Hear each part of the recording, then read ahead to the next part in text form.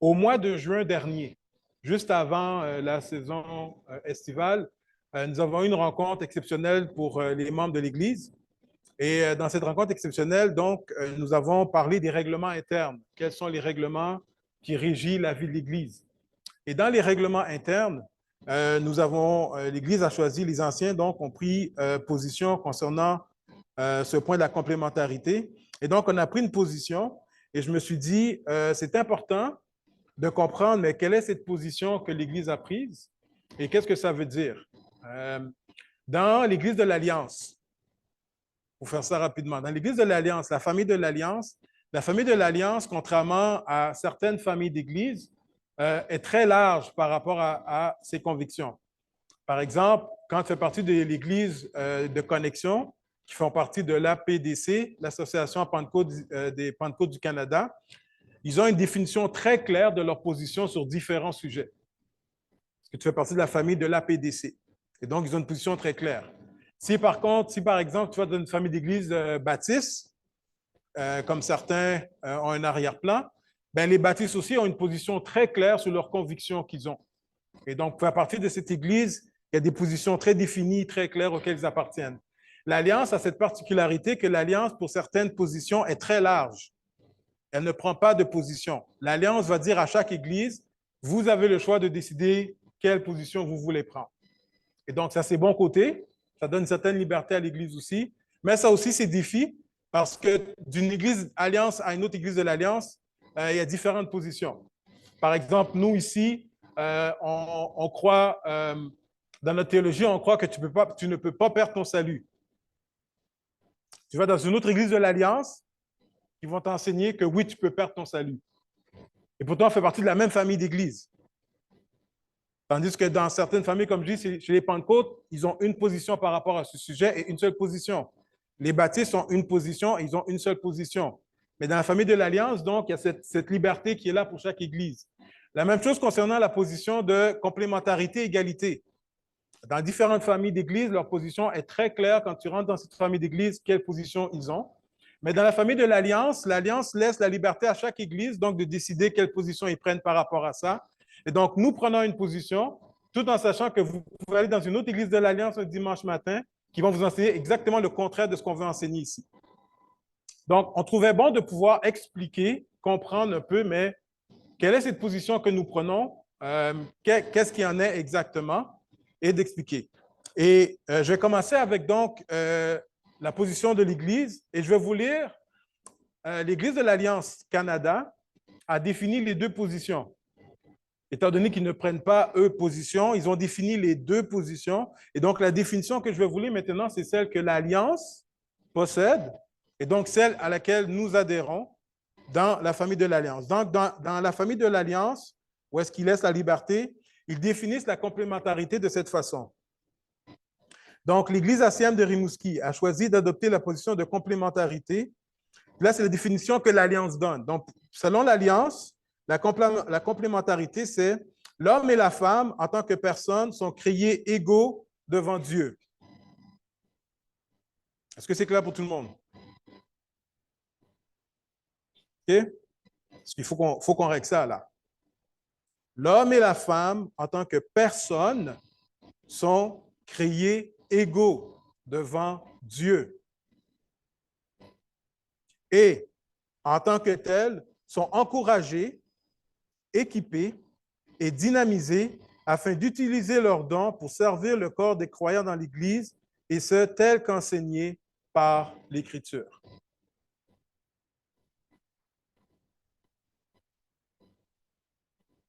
Nous soutenons que la distinction dans les rôles de l'homme et de la femme, telle qu'enseignée par l'Écriture, est prescrite par Dieu et ainsi non sujette à changer.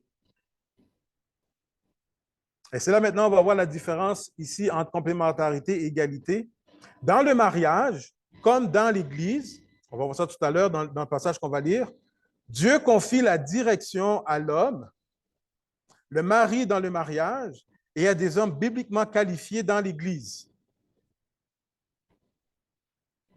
Diriger désigne, ça c'est un point extrêmement important, okay? La définition de diriger. Diriger désigne la responsabilité prescrite par Dieu de quoi? Faire croître les personnes que l'on a sous sa direction. Première définition, la responsabilité est de faire croître, pas d'abuser, pas d'humilier, pas de blesser, mais de faire croître. Les personnes que l'on a sous sa direction et l'autorité correspondante pour mener à bien cette tâche. Une autorité, une responsabilité pour faire croître les gens qui sont sous notre responsabilité. Ça, c'est la définition claire, et on va le revoir à plusieurs reprises dans l'enseignement. C'est la définition de base de leadership. Le leadership dans l'Église, le leadership dans la famille, le leadership à n'importe quel niveau aux yeux de Dieu, c'est que ceux qui sont en leadership, ils ont la responsabilité de prendre soin et de faire croître les gens qui sont sous leur responsabilité. Et c'est pour cela que chaque leader, homme ou femme, a une redevabilité devant Dieu et aura cette responsabilité un jour devant Dieu. Qu'as-tu fait du leadership que je t'ai donné? Qu'as-tu fait du leadership que je t'ai donné? Et je pense qu'un des problèmes que je vois, c'est que beaucoup de ceux qui sont en leadership ne comprennent pas l'immense responsabilité qu'ils ont devant Dieu. Je ne parle pas ici de perdre son salut, parce que je vous ai dit que nous aussi, on ne croyait pas. Sauf qu'à un moment donné, il va falloir que moi, en tant que pasteur, il va falloir que je rende compte de la manière que j'ai guidé, dirigé le peuple que Dieu m'a donné. Et j'ai un compte à rendre devant Dieu. Je vous dis, les amis, je n'ai pas peur de vous, mais j'ai terriblement peur de Dieu.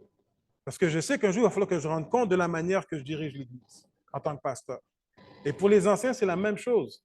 Et pour n'importe quel leadership, il y a un compte à rendre à Dieu de la manière qu'on a utilisé notre leadership.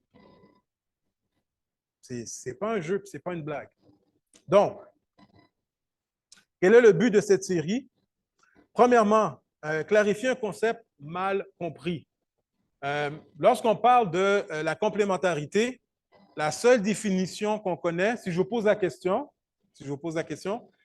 quand vous entendez le mot complémentarité, c'est quoi la première idée qui vous vient en tête?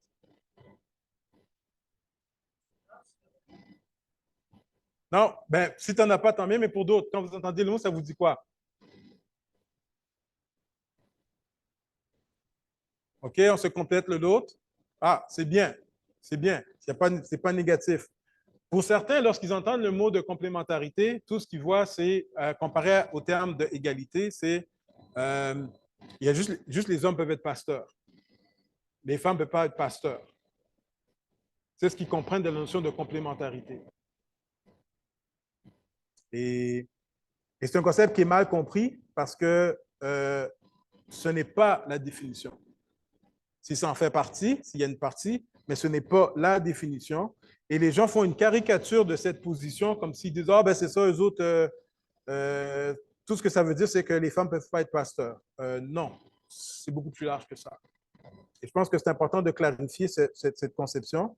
Ça a aussi souvent été mal compris et mal utilisé ou abusé à travers l'histoire de l'Église, qui fait que beaucoup de personnes aujourd'hui trouvent que c'est un concept vieillot, que c'est un concept qui n'a plus sa place aujourd'hui. Et donc, je trouvais important de pouvoir clarifier le concept. L'autre chose aussi que je veux faire attention, sachant qu'il y a des personnes ici qui ont une position beaucoup plus égalitaire, mon but n'est pas de faire un lavage de cerveau et de dire à des personnes qui seraient à l'Église, qui seraient égalitaires, ben, tu n'as pas le choix, il faut que tu sois comme nous. Mon but n'est pas de convaincre qui que ce soit de changer de position. Puis je veux que ce soit clair pour tout le monde. Est-ce que vous entendez ce que je dis? OK? Mon but n'est pas de convaincre les gens de changer de position. Mon but est de clarifier une position, d'avoir une bonne idée. Et si jamais tu n'es pas d'accord, au moins tu n'es pas d'accord pour les bonnes raisons. Si tu n'es pas pour être d'accord, mais au moins tu sais, tu as les bonnes raisons pour comprendre pourquoi. Et donc, pas de lavage de cerveau, on va tordre le bras de personne, mais on veut au moins que ce soit clair, que ce soit bien compris et qu'on prenne la position. Et ça appartient au Seigneur de savoir ce que le Seigneur veut faire avec ça. Si le Seigneur t'appelle à garder ta position, ben moi, je t'appelle à garder ta position aussi. Cela revient au Seigneur. Mais au moins, d'avoir une bonne compréhension de ce qu'est la complémentarité. Donc, c'est une série qui va se faire sur un minimum de 5 messages, 5 dimanches. Ce ne sera pas en ligne, ce ne sera pas de suite. Là, je le fais aujourd'hui, je le fais la semaine prochaine. Les 3 prochains dimanches, je ne serai pas là. Je reviens en octobre et je continuerai cette série. Donc, très important, cette série, contrairement avec le livre de l'Apocalypse, Doté, Jean-Philippe et Maurice ne vont pas faire un suivi de cette série. Cette série, c'est juste à moi. Donc, messieurs, je vous parle tout de suite, là. Vous n'avez pas le droit de prendre le sujet. Donc, c'est juste moi. Si vous le faites, je vais me lever puis je vais vous tasser. Non, évidemment, s'ils sont inspirés par le Seigneur, qu'ils aimeraient rajouter quelque chose là-dessus, je dis Amen. Mais c'est important de comprendre que cette série, c'est moi parce qu'il y a une direction très précise où est-ce que je veux aller avec l'enseignement. C'est quelque chose de très clair que je veux enseigner. Et donc, je m'assure que cette série, donc, c'est quelque chose sur lequel je vais enseigner pendant les prochains dimanches. Donc, 5 messages minimum. Je dis minimum parce que ça se peut qu'un message, au lieu que ça dure un dimanche, ça en prend 2.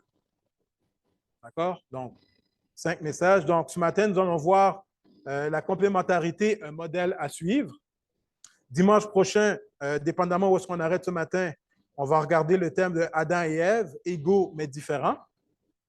Sera suivi le rôle de l'homme et le silence d'Adam. Et ça, c'est un message qui est extrêmement important parce que ça s'adresse aux hommes directement. Et le silence d'Adam, c'est un livre que j'ai lu qui a bouleversé ma vie. Bouleversé ma vie et en temps et lieu, je vous expliquerai pourquoi. Le point numéro 4, ça va être Femmes, soyez soumises. Et donc, un message qui s'adresse directement aux femmes. Donc, Femmes, soyez soumises, ça veut dire quoi? Il y a un monde ou un univers de différence entre la manière que le monde conçoit le mot soumission et comment la Bible conçoit le mot soumission. Un univers de différence. Et c'est dommage de voir comment la pensée du monde a infiltré l'Église par rapport à cette notion-là. C'est incroyable.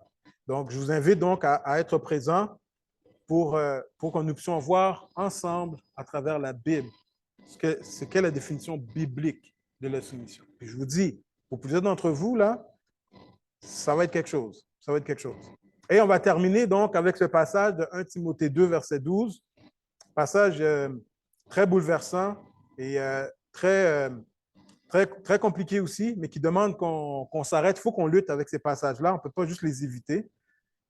1 Timothée 12, 2, 12 qui dit ceci, « Je ne permets pas à la femme d'enseigner ni de prendre autorité sur l'homme. » Okay? Qu'est-ce que ça veut dire? Qu'est-ce que ça veut dire? Puis le passage est dans la Bible. S'il est dans la Bible, ça veut dire que le passage doit être adressé. Vous me suivez? Je ne suis pas là à enseigner ce que ça me tente d'enseigner, puis les passages compliqués, on les évite. C'est dans la Bible, on l'étudie ensemble. Et que peu importe l'enseignement qui est là, mais c'est l'enseignement qui est là. Il ne faut pas abuser, sauf que s'il y a une vérité qui est là, il y a une vérité qui est là. Et donc, on ne contourne pas les passages, on ne fait pas semblant, on n'efface pas. C'est dans la Bible, luttons avec le passage et essayons de comprendre ce que le passage veut dire dans le contexte dans lequel il est. Est-ce que ça va tout le monde? Donc, pendant les 5 prochaines semaines, donc, nous allons regarder ces choses-là ensemble. Et je commence donc ce matin avec un modèle à suivre. Donc, la complémentarité, donc, est une position qui se trouve dans la Bible. Et la complémentarité existe dans un passage en particulier, un passage principal que nous allons étudier ce matin, sur quoi nous allons nous arrêter ce matin, pour comprendre ce que c'est. Donc, on va commencer ce matin avec une définition biblique. Une définition biblique de la complémentarité. Et je vais vous inviter à lire le passage avec moi et je vais vous inviter à interagir avec moi aussi. D'accord? Donc, on va faire ça comme une sorte d'étude biblique. Regardons ensemble ce que le passage a à nous dire. Je vous invite à lire avec moi Éphésiens chapitre 5. Éphésiens chapitre 5, les versets 17 à 21 pour commencer. Et on va aller jusqu'à la fin du chapitre, jusqu'au verset 33. D'abord, Éphésiens chapitre 5, versets 17 à 21. Commençons avec un mot de prière. Vraiment, Seigneur, nous voulons te remercier pour ta parole. Et Seigneur, si tu nous communiques ta vérité à travers ta parole. Et c'est important pour nous, Seigneur, en tant que ton peuple, d'écouter ce que tu as à nous dire et de lutter, Seigneur, avec ce que tu nous dis. Et Seigneur, ta parole est claire, ta parole est simple.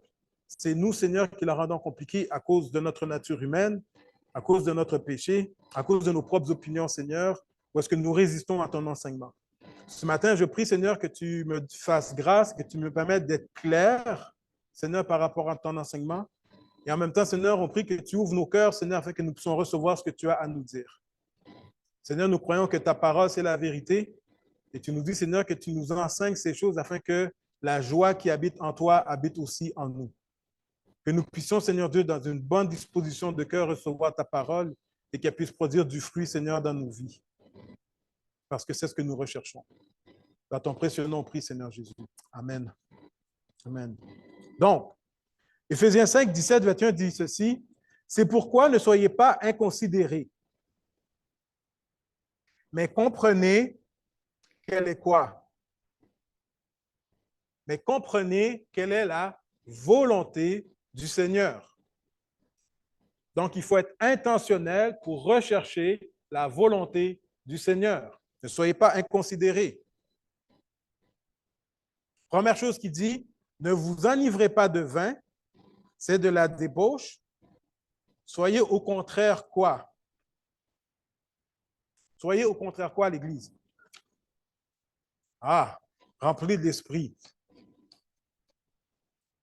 Tout au long de la série, je vais constamment revenir sur cette notion-là. Rempli du Saint-Esprit. Parce que sans ça, ça ne marche pas. Sans ça, ça ne marche pas. Soyez remplis du Saint-Esprit. Puis, il nous explique comment.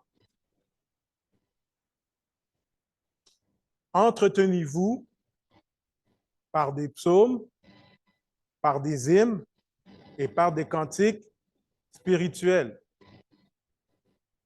Voilà comment on fait pour être rempli de l'Esprit. Voilà comment on fait pour rester rempli de l'Esprit. Entretenez-vous par des psaumes, par des hymnes et par des cantiques, chantant et célébrant de tout votre cœur les louanges du Seigneur. Est-ce que vous êtes là? On s'entretient par des psaumes, par des hymnes, par des cantiques, chantant et célébrant de tout votre cœur les louanges du Seigneur.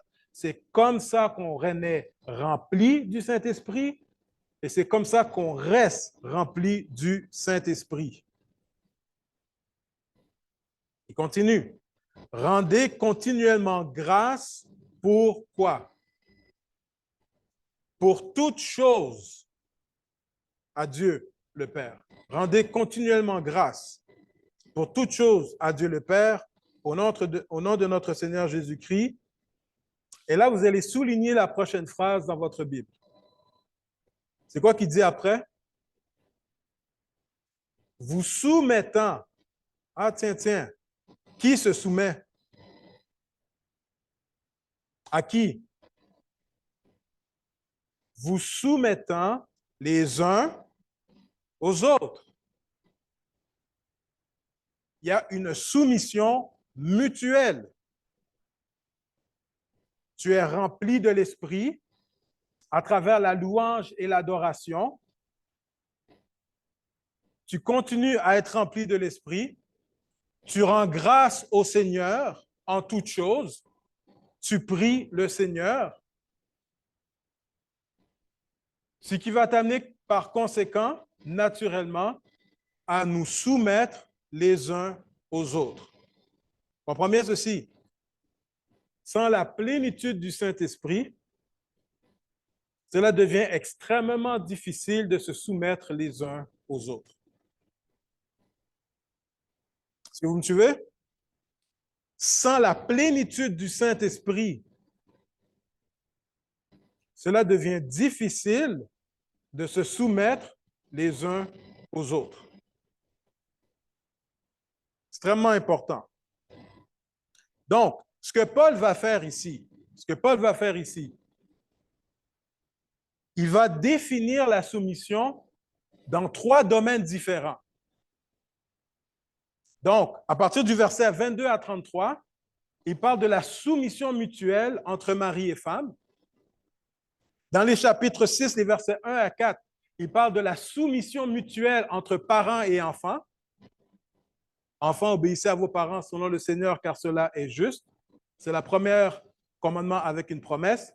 Père, n'irritez pas vos enfants. Soumission mutuelle. Et il termine avec les maîtres et esclaves, ou on peut dire aussi travailleurs ouvriers ou patrons ouvriers, où est-ce qu'il dit la même chose? Il dit, vous qui êtes ouvriers ou esclaves, vous êtes d'abord soumis à Jésus-Christ. Et donc, vous devez vous soumettre à votre employeur. Mais il dit à ceux qui sont employeurs, rappelez-vous que vous-même, vous êtes esclaves de Jésus-Christ. Et donc, traitez vos employés de la bonne manière. Soumission mutuelle. Et donc, Paul, en commençant sa phrase ici, en terminant sa phrase, vous soumettant les uns aux autres, donc, il va mentionner 3 domaines de la vie, dans la vie de l'Église, où la soumission mutuelle doit être appliquée. Est-ce que ça va? C'est bon? OK, on continue. Donc, il commence avec la relation mari et femme. Et je me répète ici, OK? Dans la relation de couple, il doit avoir une soumission mutuelle.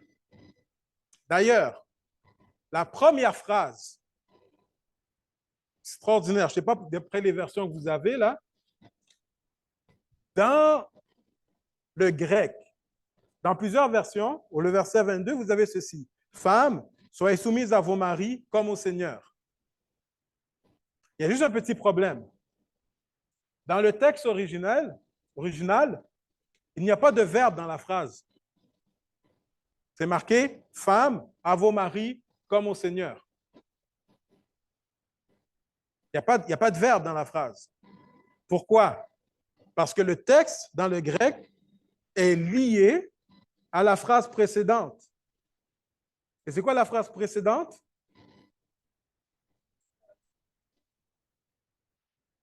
Vous soumettant les uns aux autres, virgule, femmes à vos maris. Donc, le texte, ça vient encore expliquer ce que j'essayais de dire tout à l'heure. Le texte, donc, commence avec vous soumettant les uns aux autres. Et là, il définit qu'est-ce que ça veut dire.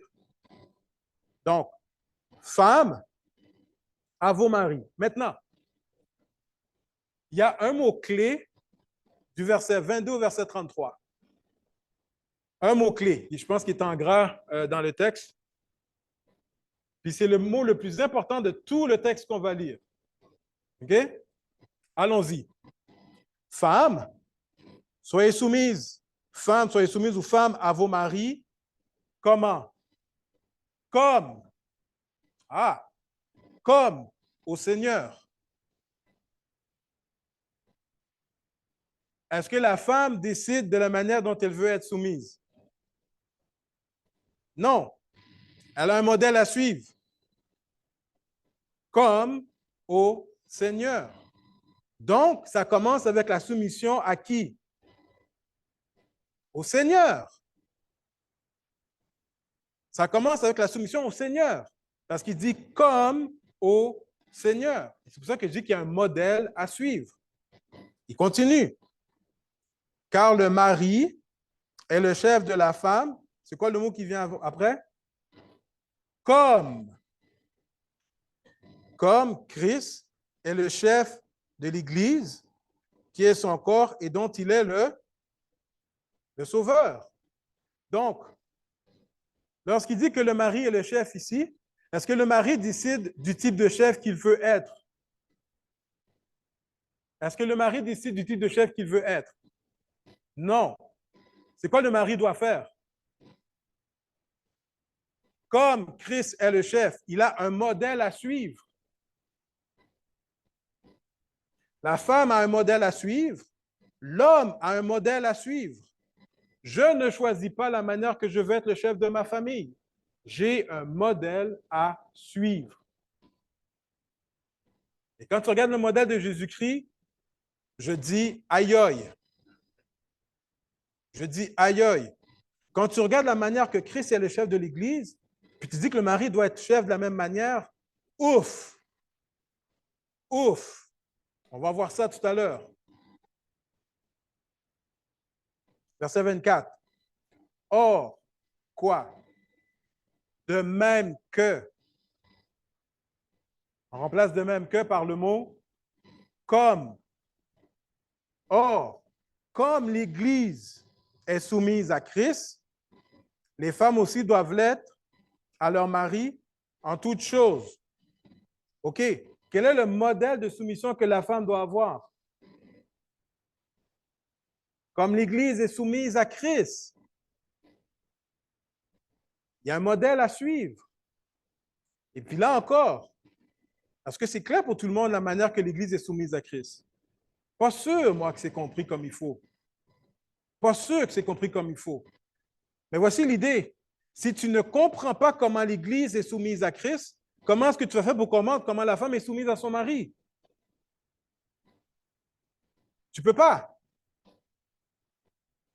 Il y a un modèle à suivre. Continue. Messieurs les maris, Marie, aimez vos femmes comme ça me tente. Qu'est-ce qui est écrit? Comme Christ a aimé l'Église. Un modèle à suivre. Et qu'est-ce que Jésus a fait pour son Église? Il s'est livré lui-même pour elle. Donc, qu'est-ce que le mari doit faire? Il doit se livrer lui-même. Est-ce que ça me tente, moi? Je ne choisis pas la manière que j'aime ma femme. Je ne décide pas quand j'aime ma femme ou comment je l'aime. J'ai un modèle à suivre. Je dois aimer ma femme comme Christ a aimé l'Église. Ceux qui ne savent pas, là, Jésus-Christ s'est fait cracher dessus. On lui a donné un coup de poing au visage. On l'a flagellé. On l'a cloué sur une croix avec une couronne d'épines. C'est comme ça que Jésus a aimé son Église. Jésus me dit, Ruben, c'est comme ça que je veux que tu aimes ta femme.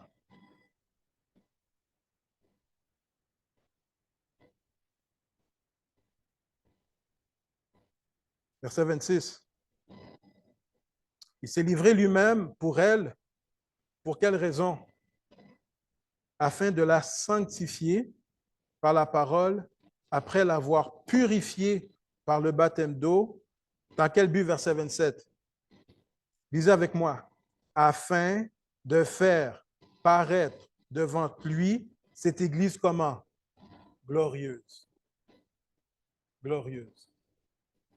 C'est quoi mon rôle de mari? Me sacrifier, abandonner ma vie, afin que ma femme, afin que je présente ma femme comme glorieuse, sans tache, ni ride, ni rien de semblable, mais sainte et irrépréhensible. C'est ça, aimer sa femme comme Christ a aimé l'Église.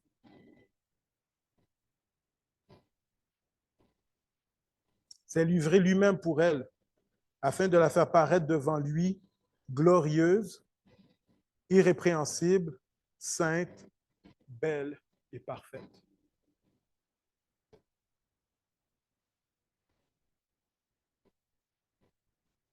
C'est comme ça qu'un homme doit aimer sa femme.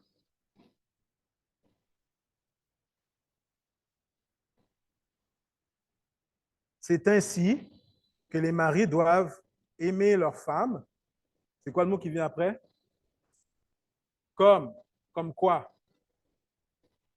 Leur propre corps. C'est quoi qu'il dit après? Celui qui aime sa femme s'aime lui-même. Celui qui n'aime pas sa femme, il fait quoi?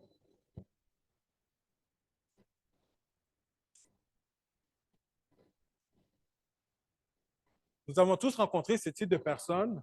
Peut-être qu'il y en a dans la salle ici, fait que je vais être extrêmement sensible à ce que je dis. Nous avons souvent rencontré des personnes qui ont de la misère à s'aimer soi-même.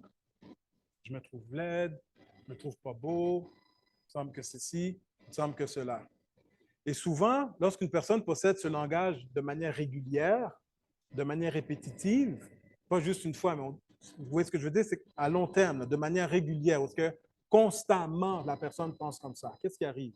C'est que la personne pense comme ça, on se dit que la personne a un problème d'estime de soi, et quelque part, on se pose la question sur la santé mentale de la personne. Une personne qui passe son temps à s'auto-juger, critiquer et condamner, et qui passe son temps à se trouver laide ou pas beau ou qui se condamne lui-même, on dit, mais il y a un problème. Ce n'est pas la tendance normale d'une personne de passer son temps à ne pas s'aimer. Est-ce que vous êtes d'accord avec moi? OK? Le texte dit, un homme est supposé aimer sa femme comme il aime son propre corps. Si tu n'aimes pas ta femme et si tu ne prends pas bien soin de ta femme, c'est comme quelqu'un qui n'aime pas son corps et qui ne prend pas bien soin de son corps.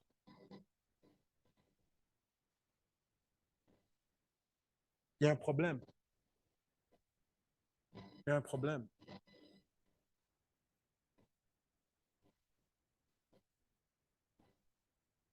Je vais le dire tout de suite, et je vais encore une fois, je vais être super sensible à ce que je dis parce que je comprends que les situations ne sont pas faciles pour personne, OK? Je vous rappelle, je vous ai raconté comment, en tant qu'ancien concierge, j'ai un défaut. La semaine dernière, cette semaine, on a été chez Super C et je n'ai pas pu m'empêcher de regarder les planchers. Pas que les planchers sont sales. Et là, j'ai vu la personne qui s'occupe de la machine pour nettoyer les planchers. Je l'ai vu passer pour essayer de nettoyer le plancher. Puis j'ai fait exprès, j'ai laissé les hameaux des Jessica partir, puis je suis resté pour regarder le gars qui nettoyait le plancher parce que je voulais voir s'il faisait ça comme il faut. La machine, elle passe. Je vois qu'il ne nettoie pas la machine comme il faut. J'ai arrêté le partenaire. J'ai dit, hey, ça ne marche pas ton affaire. Ça ne tourne pas en dessous. Il a levé la machine, il a essayé de recalibrer, il a remis la machine à terre. Je l'ai regardé, je lui ai dit, ça ne marche toujours pas ton affaire. Il y a un problème avec ta machine. C'est quoi le terme? Défaut professionnel qu'ils disent? Déformation professionnelle. À un moment donné, il a fallu que j'arrête, puis que je continue, puis j'ai suivi Jessica, puis la première chose que j'ai dit à Jessica dans la section de la viande au Super C, je dis, ils ont de la misère avec leur machine. Jessica m'arrête et me dit, Ruben, il va falloir que tu lâches prise à un moment donné. Là. Lâche prise, gars. OK? Défaut professionnel, déformation professionnelle. En tant que pasteur, j'ai la même déformation professionnelle en tant que pasteur. En tant que pasteur, lorsque je regarde des individus, je ne peux pas m'empêcher, en tant que pasteur, d'avoir un regard pastoral sur les gens qui sont autour de moi. Un regard pastoral. Un regard pastoral, ce n'est pas un regard de jugement, de critique ou de condamnation. Un regard pastoral, c'est un jugement, c'est un regard pour dire comment est-ce que je peux aider la personne à grandir dans sa relation avec Dieu. Essayer de comprendre, mais où est-ce que la personne elle est dans sa relation avec Dieu et comment est-ce que moi je peux m'impliquer ou m'insérer dans la vie des gens, accompagner la personne pour l'aider à grandir dans sa relation avec Dieu. Et lorsque je vous regarde, chaque dimanche, lorsque je viens, c'est toujours ça qui me passe dans la tête. Comment est-ce que je peux aider Jeannot à grandir dans sa relation avec Dieu? Comment est-ce que je peux aider JP à grandir dans sa relation avec Dieu? Et chaque fois que je vous regarde le dimanche matin puis que je vous vois, c'est la passion de mon cœur. Comment est-ce que je peux bénir la personne? Comment est-ce que je peux l'accompagner pour qu'elle puisse grandir dans sa relation avec Dieu? Et quand je fais ça, ben, je regarde les couples aussi. Je regarde les couples aussi et je pose la même question par rapport aux couples. Et souvent, ça m'est arrivé dans le passé, pas ici, mais dans l'église où j'allais à Montréal, Nouvelle-Jérusalem, où est-ce que les gens apprennent que je suis pasteur ou j'étudie en théologie. Et le mari vient me voir, Puis le mari se met à me raconter toute sa théologie. Ah, vous savez, pasteur, le Seigneur, il est grand, le Seigneur, il est bon.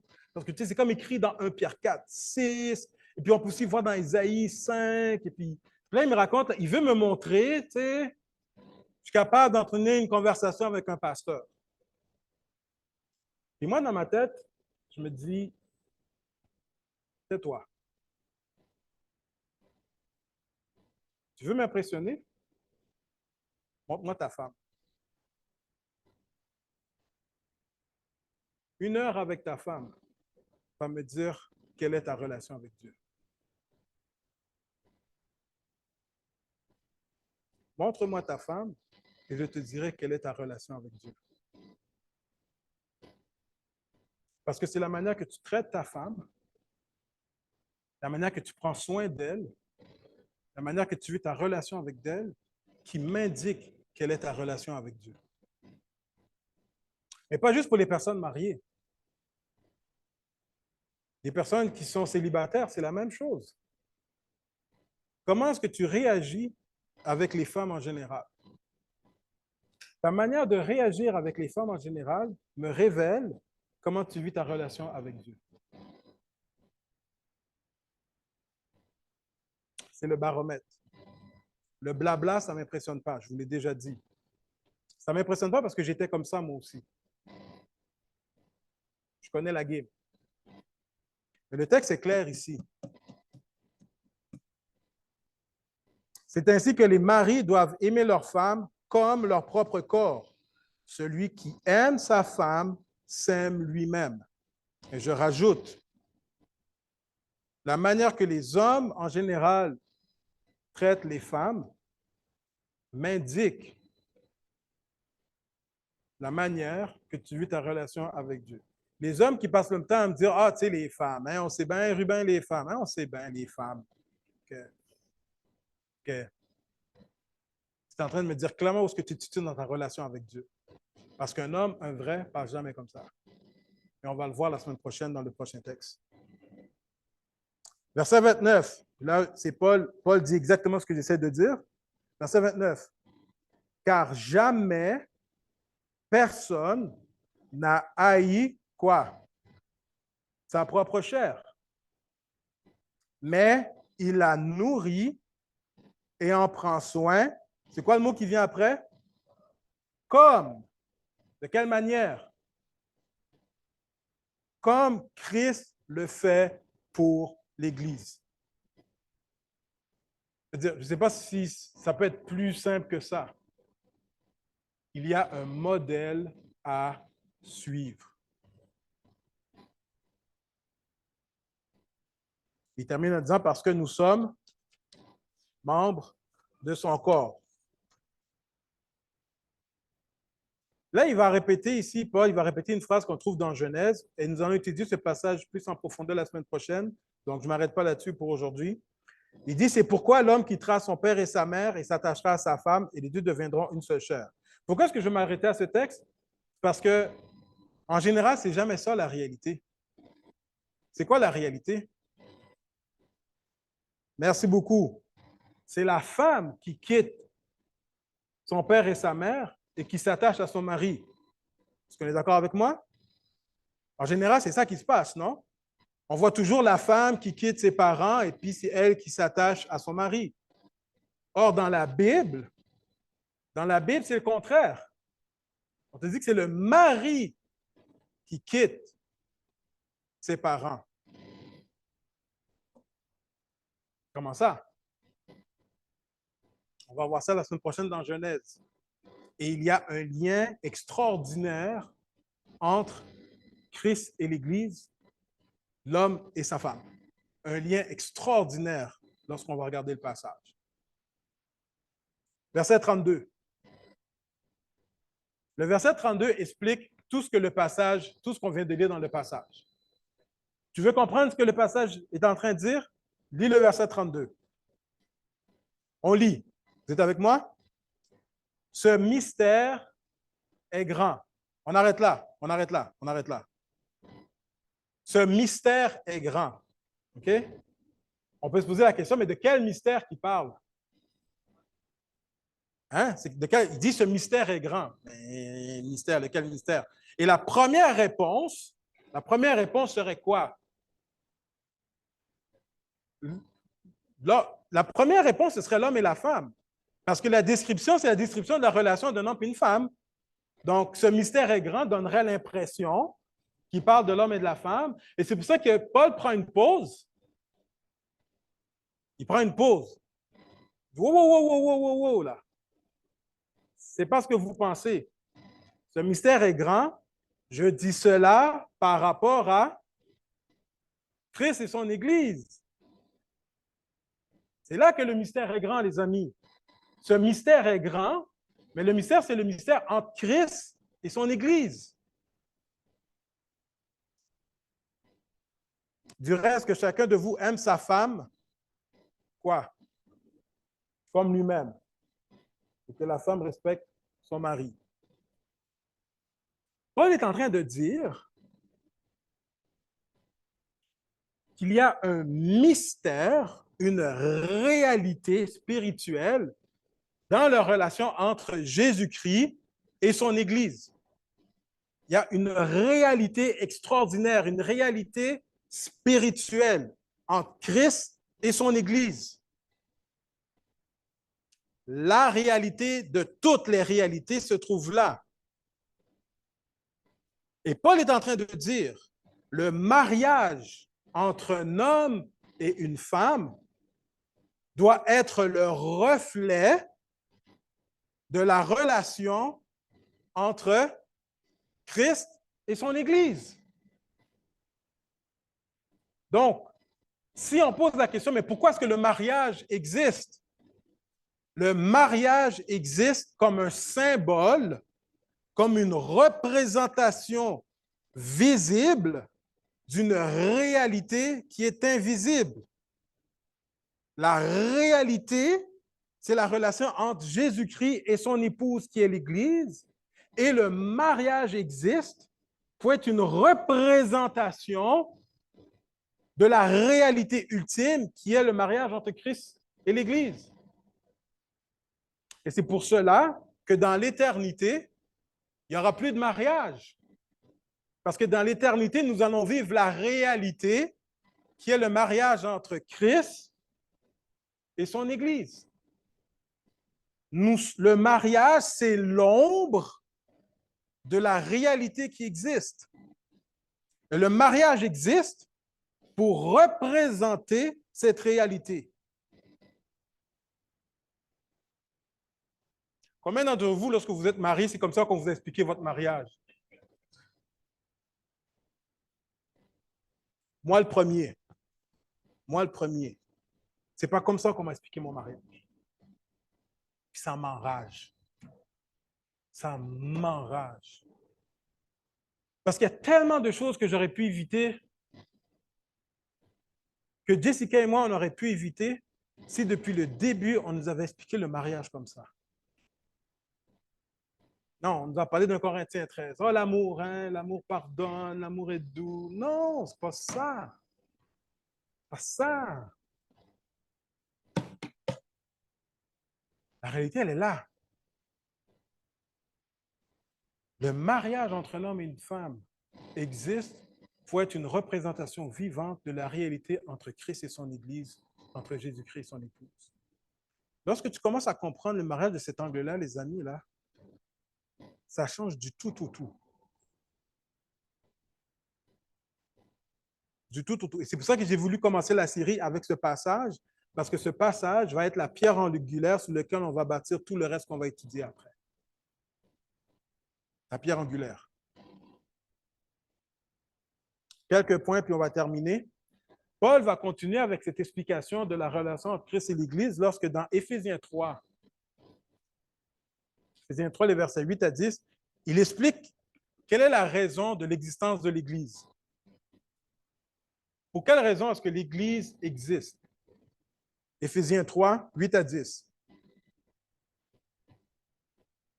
Et Paul va dire ceci, parlant de son ministère. Okay, il définit son ministère, il dit « À moi, qui suis le moindre de tous les saints, cette grâce a été accordée d'annoncer aux païens les richesses quoi? Les richesses incompréhensibles de Christ. Et de mettre en lumière quelle est la dispensation du mystère caché de tout temps en Dieu. Mystère. Caché de tout temps en Dieu qui a créé toutes choses. Verset 10, si ce n'est pas écrit dans ta Bible, tu soulignes dans ta Bible. Dans quel but? Vous savez à quel point j'aime ces mots-là. Car, afin que. Dans quel but? Afin que les dominations et les autorités, où ça? Dans les lieux célestes. Dans les lieux célestes. Donc, les dominations dans les lieux célestes et les autorités dans les lieux célestes, qu'est-ce qu'ils vont faire? Connaissent.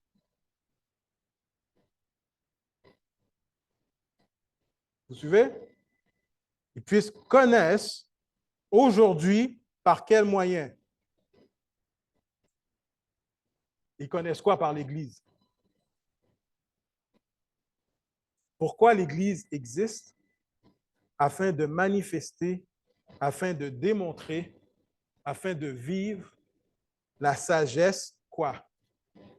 Infiniment variée de Dieu. L'Église existe afin de démontrer la sagesse infiniment variée qui habite en Dieu. C'est pour ça que l'Église existe.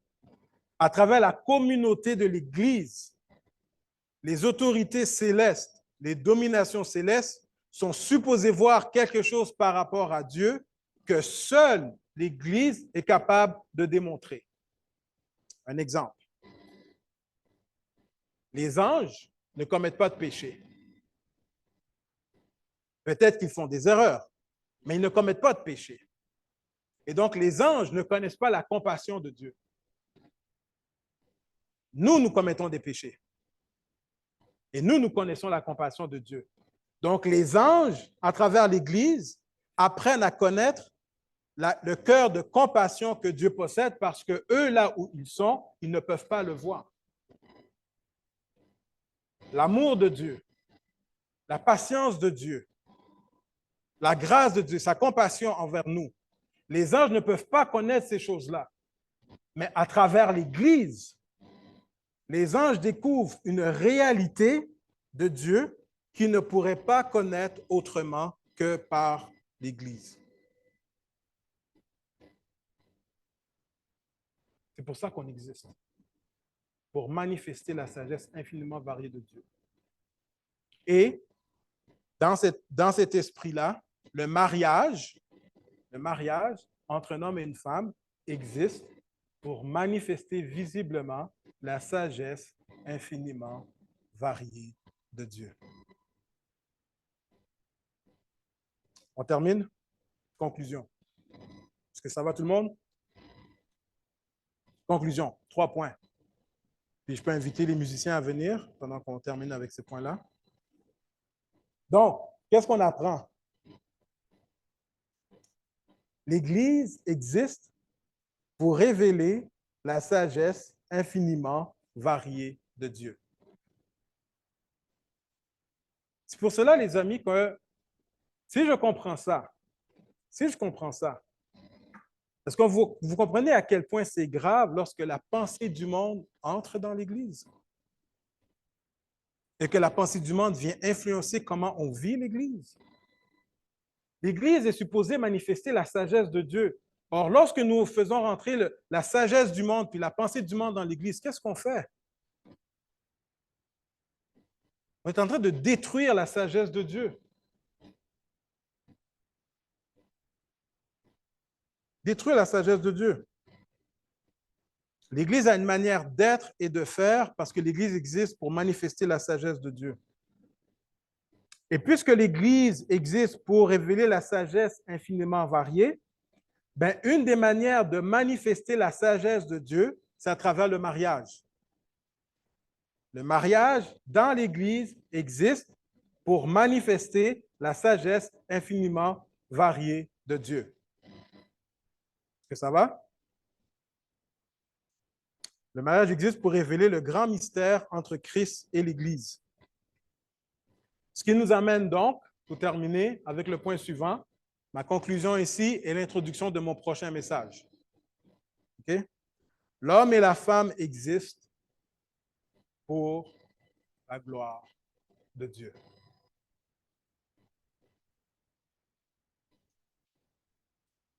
Tout ce que Dieu a fait, Dieu l'a fait pour sa gloire.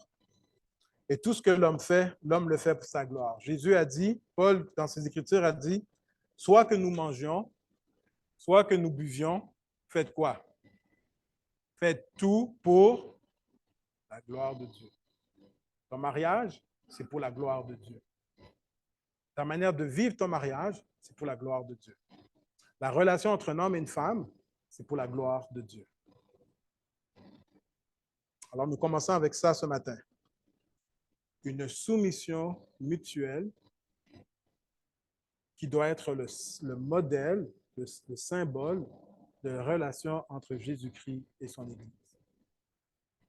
Que nous puissions méditer là-dessus.